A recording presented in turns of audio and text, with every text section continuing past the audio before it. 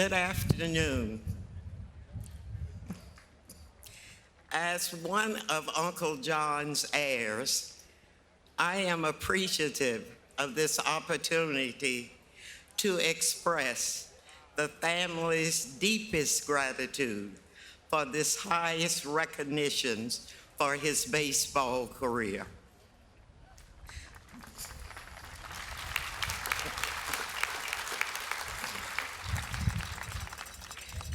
Though any member of the family could share with you their memorable moments with Uncle John, whether that moment was when he made them feel 10 feet tall, or whether that moment was when he gave them the keep on keeping on pep talk, or when they realized how blessed they were to have such a special uncle.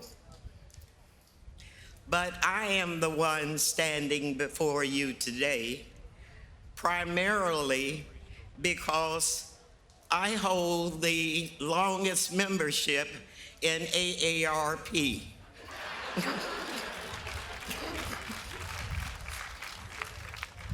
And age does indeed have its privileges.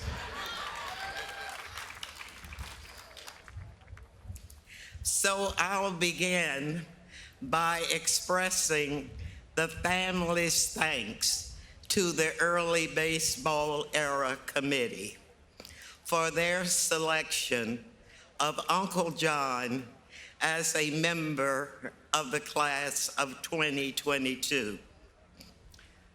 We also applaud the committee for not subjectively limiting their interpretation of an exceptional career in baseball to a singular focus upon statistics.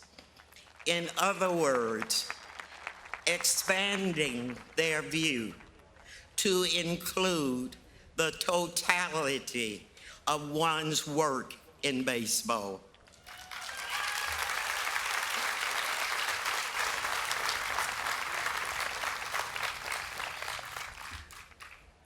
In addition, the family would like to thank Mrs. Clark, Chairman of the Board of Directors, and Mr. Warridge, President of the Hall of Fame, for their calls of congratulations. Your words added an additional song of jubilation to our hearts. Thank you.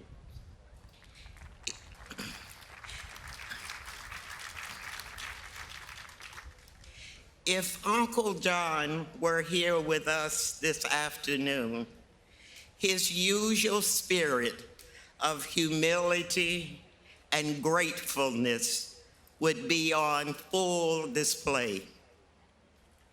He would quickly deflect the limelight away from himself to focus upon those who loved, inspired, and supported his lifelong passion for baseball. For example, to name just a few, Aunt Ora, his beloved wife of 50+ years, and his best friend. Dr. B.B. Martin, Black owner of the Memphis Red Sox, who in signing Uncle John in 1937 made his dreams of playing in the Negro Leagues a reality. J.L. Wilkerson, the white owner of the Kansas City Monarchs, with whom he signed next, and one who Uncle John always said treated him like a son. Ken Burns, the award-winning filmmaker and documentarian who shone a mega light upon the Negro Leagues in his highly acclaimed documentary, Baseball, in 1994. And last, but in no way least, Bob Kendrick.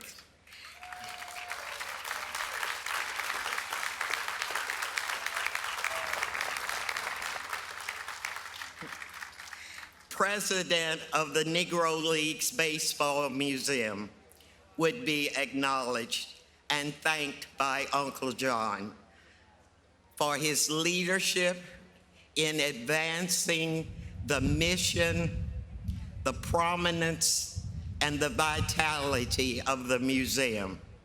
Thank you, Bob.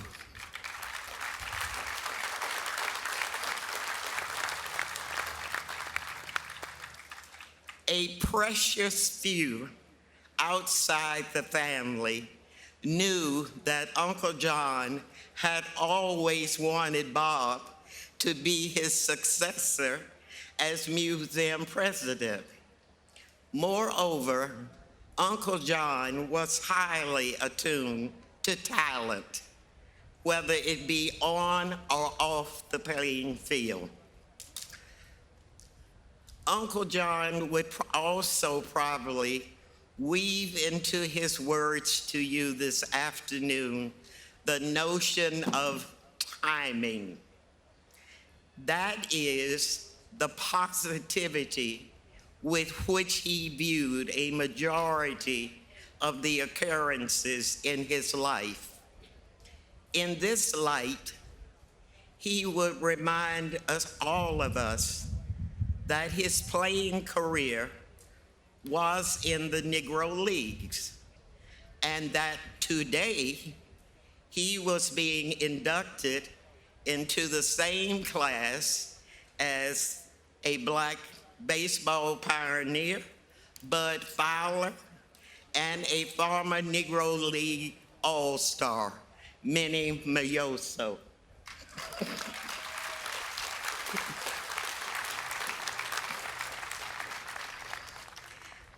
For those of us who knew Uncle John, can't you almost hear him excitedly voicing one of his favorite phrases? And I quote, "Man, oh man, nothing could be better." Poor imitation.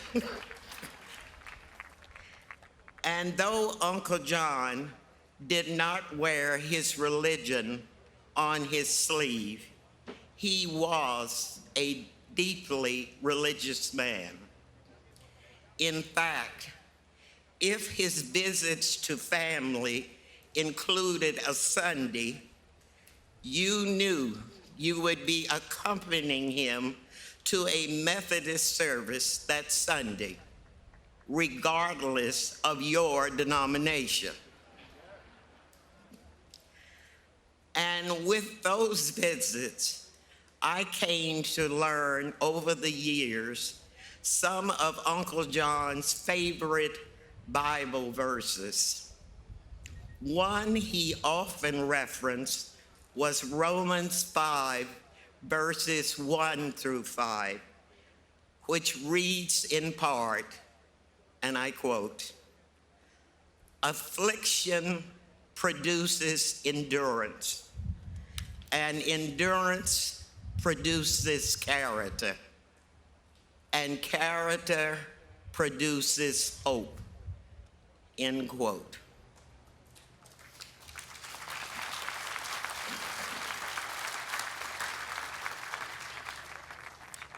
Personally, I sometimes wondered if this particular verse was one of his favorites because of the racial inequities he had undoubtedly faced during his 94 years of life.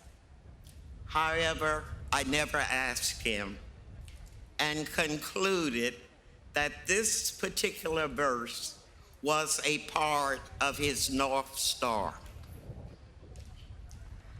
Our Uncle John was a man for all seasons, whose core was brotherly love. And perhaps there was no better public display of that love than when he would sing this song to adult and children audiences alike, including when he stood on this very stage in 2006 to honor the 17 Negro Leaguers elected to the Hall of Fame that year.